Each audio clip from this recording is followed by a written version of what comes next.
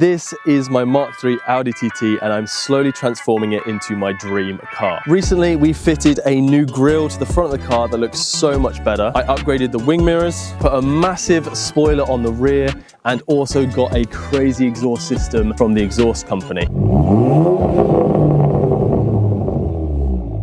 So the next step to transform the car even further is actually to fix a problem that's really been bugging me with this car. Since we did the last upgrade, which was these rotiform wheels sitting down there, they've caused me a really big issue. And I mentioned it in the video, but if you look at the car, you can probably tell, especially looking at the back, I can fit my whole fist in between the wheel and the arch. So it is definitely in need of lowering, and that's what we're going to be doing today. So this is what I've got to fix that arch gap. In the big red box is some Eibach Pro Kit lowering springs, and there are some other little bits in the top boxes which I will mention later in the video. So to get started, we are going to start on the passenger front side. The fronts will be harder than the backs, so you might as well do the hardest part first. And to help me as well, I have my good friend Charlie, who helped me with the grille last time. I think we should start with the rears, because that gives me enough time to come up with a valid excuse to leave before we do the fronts. I know full well the fronts are going to be a pain. It'll be fun. We'll just start hitting stuff till it falls out. Luckily, I have rubber mallets, you know, Okay. be safer. Right, let's get this jacked up, and then we can start about getting the wheel off, etc., etc. Sweet. We'll do it safely. I'll put the pin in. Yes, safety first. Yes, the triangle goes in the triangle hole. Wait, I'm confused. Why isn't it? Oh, it's not even a triangle, it's like a one-shaped size fit. There we go. There we go. Sorted. It just makes life so easy. This is literally the best investment I've made since being into cars. So with the wheel off, we then can remove the stabilizer link. To do that, there's just a nut on one side, and to get it off, you normally have to hold the actual stabilizer link still with a hex bit and then take the nut off. Unfortunately, the hole that takes the hex key was completely rounded. So despite our best efforts with impact guns, with flames, with hammers, we could not get this thing off. So the solution is you either get the angle grinder out and cut it, but I don't have one that's cordless. So what I did, I took it to the garage and let them fit some new stabilizer links to make my life a little bit easier. 3 days later. So this is it after being back from the garage. And you can see it's got the nice new drop link fitted, and it's literally coming off so easy. So then we can get this off and get the rest of it sorted. There we go. It was so easy. I didn't even need to hold the middle bit. I literally could just take the nut off and it came straight off. The problem is now is it's kind of like angled downwards. So the plan is to essentially use the jack to lift the whole hub assembly up. That way this bit should then just be able to kind of be pulled out. I can see it's now like straight.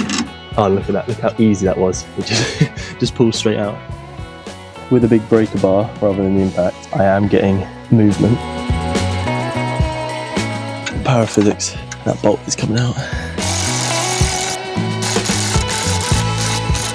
God, that is crusty, dusty. Threads look okay. We can reuse that. We'll give it a bit of a clean up with the wire brush. But yeah, that'd be reused, I think, no problem. Okay, so to give a bit of a progress update, I'm filming on my phone. I had to go to Euro Car Parts and get a strut splitter tool. This is like essentially just fits on a ratchet. It just essentially will turn and slowly make it wider. Now it came with two of these, one like fatter one, which is I currently use to split it. And then once I've split it, what I've then got is just a rubber mallet. And you can see I've been knocking it down and I wanted to film it because the progress. You can see, so it did start up here. And I've knocked it down to here. I basically just need to keep going until that strut comes out. Okay, little update. You can see the strut is now basically out. I don't want to get my fingers too close in case there's any pressure. Basically now out. What I'm going to do is leave it just like this. Undo the top nuts at the top. I'll show you how to do that. And then this should come out. I didn't show you how I did this on camera because I don't really want anyone else to replicate it. What I did was essentially I used a jack to basically push the spring upwards. It's very sketchy. Don't recommend doing it. In another video I saw, they undo the bolts back there. And I don't know how that works. I thought if you take those bolts out, oil would come out of the transmission, or the gearbox anyway. So I did it this way, and I've just about hopefully got it there. So now I can undo the top bolts and get the strut out. Those are the three top mounts. I don't care about those bolts because I've got new ones anyway. You can see the struts here. Oh, that's why I need two hands really, but oh. There we go. That is the strut out.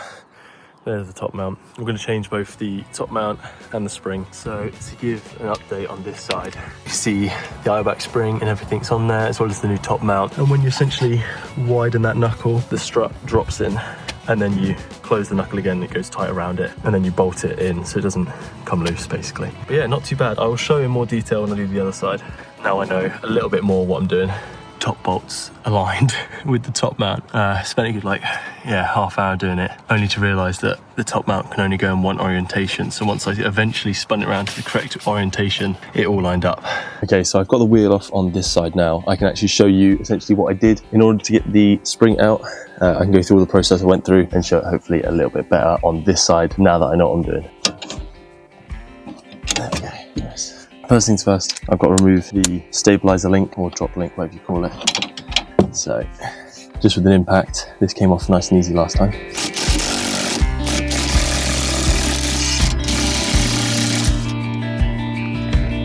Yeah, once it's checked up, this is then straight to just pull out. Next, we've got this big bolt down the bottom here to break. There's a nut on this side, the bolt that side at the bottom of the knuckle. So, holding the bolt still with the breaker bar, impact on the other side.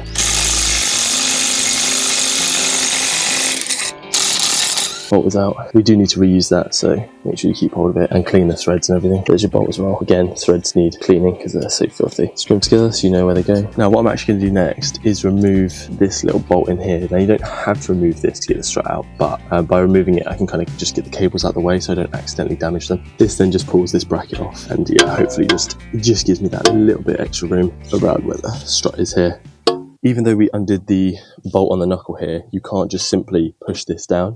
It's on super tight, so what you have to do, so to make your life easier, you're going to want to get one of these. See, it's like a rectangle bit, so it goes in like that, and then you turn it with the ratchet and you widen the knuckle just enough to drop the strut out. You get it on your socket. There's a gap at the back of the knuckle for it. On the ratchet's now on the wide setting. The knuckle is now split. Although it's now been split, it's still very tight around this strut. So the best way to actually remove it to get it to go down is to get a rubber mallet and just smack it down on here, basically, as far as you can.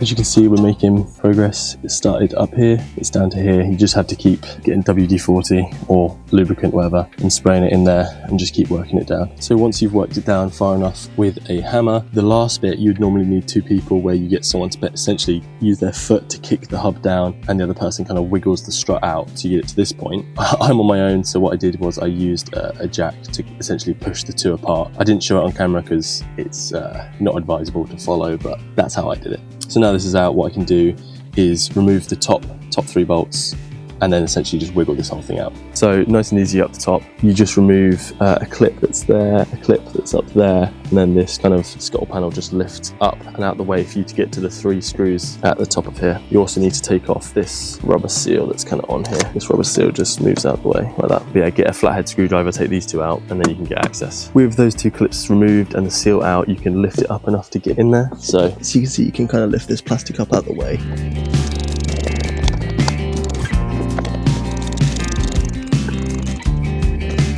With those three bolts out, we can definitely lower this back down, get the trolley jack out the way. Should be able to just essentially wiggle this out.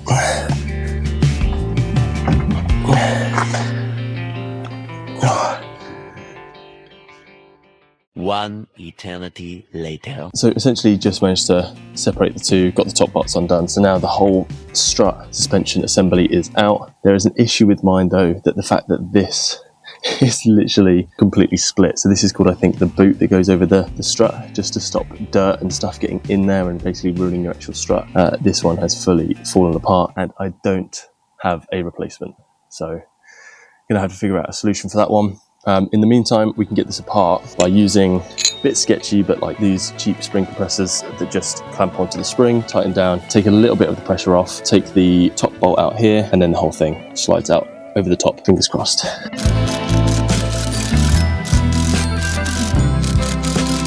little bit of pressure off there. You don't actually need to take huge amounts of pressure off. Just whatever you do, once you've got it under compression, don't put your fingers anywhere near where they could get caught if something does fail, or your face. So just keep it aimed away from you basically.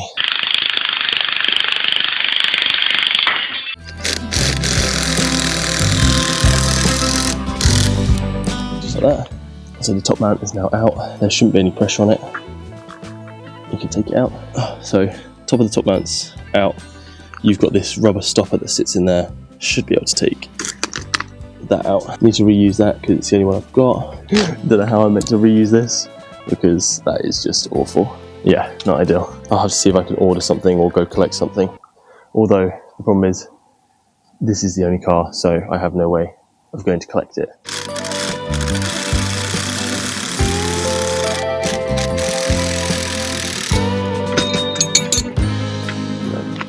This here is the new, so we can see the new and old. You can see the difference in height. It's not huge, but it is hopefully enough to lower the car. I'm going to have to fix or sort a problem for this half. I thought it might be worth showing you how I reassemble the actual suspension. So that goes just a little rubber bit that sits at the bottom. So that's what the spring then sits in. So we can get the new spring and put it over the top. Unfortunately, just do this because I don't have a replacement. They ask you how you are, you just have to say that you're fine when you're not really fine, but you just can't get into it because they would never understand. Oh, that's so bad. This I'll attach to the top mount, so I'll do that next. I got brand new top mounts in here. So these actually come apart, and the spring sits on the metal bit there. It's going to cover a little bit of it at least. So the bump stop goes in. There we go. You can see it's threads. Okay, so what I did was I got the strut back in. I got kind of 2 bolts just finger tight. It's not, I don't think it's the correct orientation or anything, but that doesn't matter. So if we come under here, what you can see is we need to get this strut back into this hole. And you can see there's obviously quite a bit of difference. So what you got to do is push the hub down and then get the strut in. Again, if you have someone who can push down this with a foot, a lot easier. I don't, so I will use a method to separate these two that I'm not going to show on camera because it's, again, pretty sketchy. Time to do some sketchy sh**. Do-da, do-da, hope I get away with it. Oh, da-do-da day. So I managed to get the hub down low enough to get the strut back in. In order for it to actually drop in, you've got to use the spreader tool again, but also see this like flat bit of metal, this has to be at the back. So just using the rubber mallet again, and then it should, in theory, drop into place. There we go. Give it a little wiggle, and you can see it kind of dropped in a little bit then. Yeah, just got to work it back up to here. The best way to do that, I found last time, is to jack it up from underneath and then just kind of whack it with a rubber mallet at the side, and it kind of shimmies back up. To make sure when I release the trolley jack it doesn't slip back out, remove the separator out the back. This big bolt here that we took out originally needs to get back in. You can see what I'm doing, putting the breaker bar, impact on the bolt. So I messed up and had all these cables running behind this strut. So I had to disconnect the brake line to get it back around the other side. That may now require me to bleed the brakes if I've let air in, but we'll figure that out later. At least if you're watching this, if you're doing this, what you need to do is make sure you've got the cables this way round before you put the strut back in, which I forgot to do. Okay, with the cables now all back in, the bolt, the knuckle bolt back in, last one is the stabiliser link to go back in. Now the only way to do that is to, again, jack up the whole hub upwards until that becomes a straight line to go through the hole, and then you can bolt it in. Hopefully let's get to the right angle. That needs to go through that hole.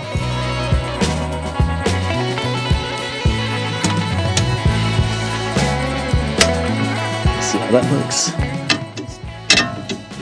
I can just put the nut back on here nice and easy, and then that's done. It's all back in now and all done up. I didn't show it on camera, but I did also do the 3 top mount bolts as well. Only thing left to do now is put the wheel back on and lower the car back down, and then we've got to worry about doing the rears.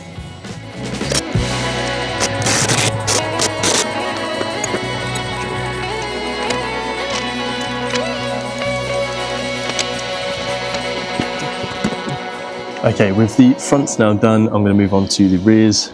In theory, it should be easier, but obviously we don't know, they could be like seized on bolts, whatever. So we'll just see how it goes. Going to start obviously by taking this hub cup off, loosening the wheels, and then jacking it up and taking it off, and then we can make a go at it. I think there's only 3 bolts that actually needs to be taken out to get the spring out, but we'll see when we get into it.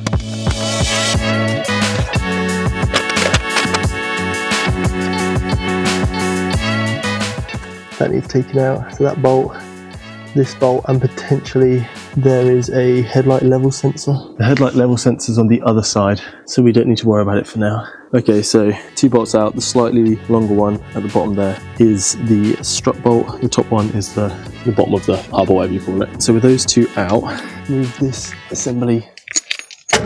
Oh God, mind your head. I'm just trying to use my foot. Push that. You can see the lettering goes the right way around, so this topper should just pop into here. There you go, just using my foot.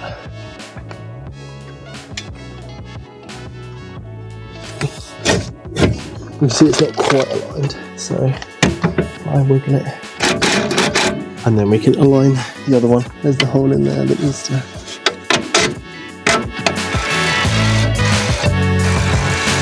So wheel is off now on the other side. Going to do the exact same process, remove the strut bolt and the other bottom bolt. That drops down, spring comes out, new one goes in, and then we can see what it finally looks like with all 4 springs on the car. Okay, so as you just saw in the time lapse, those 2 bolts are now out. However, with this side, you can't just go straight to lowering. Guys, I'll show you. To the strut, this is your headlight level sensor. So it goes based on suspension, so that needs to be popped off so that you don't break it when trying to lower the whole arm. I've seen you can get either a pair of scissors and pop it off that way, or I think I actually have some like pry tools, which I might try and use. And then for getting it back on together, I've got like, it's meant for like woodwork, it's like just a normal clamp where you just squeeze it back in, because you won't be able to force it with your hands because you probably won't be strong enough. I mean, maybe you are, but I'm not, so I'm going to use basically a woodworking press to get it back in, and I will show you that. But the camera's about to die, so I'm going to go get it charged and then come back with a fresh battery. Right, I'm just filming this on my phone while my camera charges. The old spring is out. Managed to get it out eventually, just with a bit of prying. That's the top one that needs to go on the new spring. Kind of push it down my foot, get the new spring in, and then jack it up, bolt it back in, and then we'll basically be ready to lower the car and see what it looks like. For the headlight level sensor, I've just popped it back on. I put a little bit of WD-40 on it, and then using like a woodworking clamp, and then squeezed it together using this, and that was a lot easier. I can get like 2 fingers probably in there. I reckon if I get some not low profile tires, that will fit so nice. Just about to jack up the car, take the jack stand away, lower the car, tighten the bolts, and then I will show you what it's finally looking like.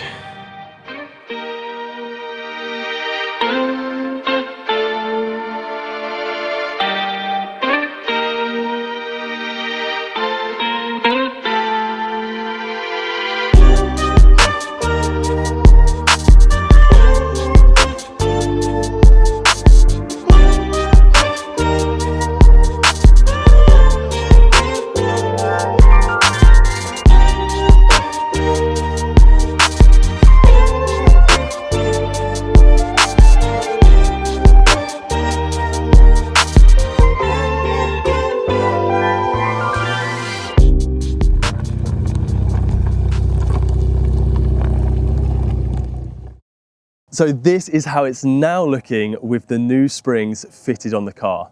And it's completely solved the problem I had. The fitment is so much better. So before I fitted the springs, I could fit my whole fist into the gap between the tyre and the top of the arch. Now, I'm lucky if I could even get 2 fingers in there. What? Bro, what are you talking about, man? So it's definitely getting a lot better. If I put some non-low profile tyres, so some Meteor tyres on there, it should fill the whole arch gap, which is the look I'm going for. So that is it for this video. We have made the car look so much better. It definitely looks a lot lower now. Let me know down in the comments, what should I do next to the car? But that is it for this video. I will catch you in the next one.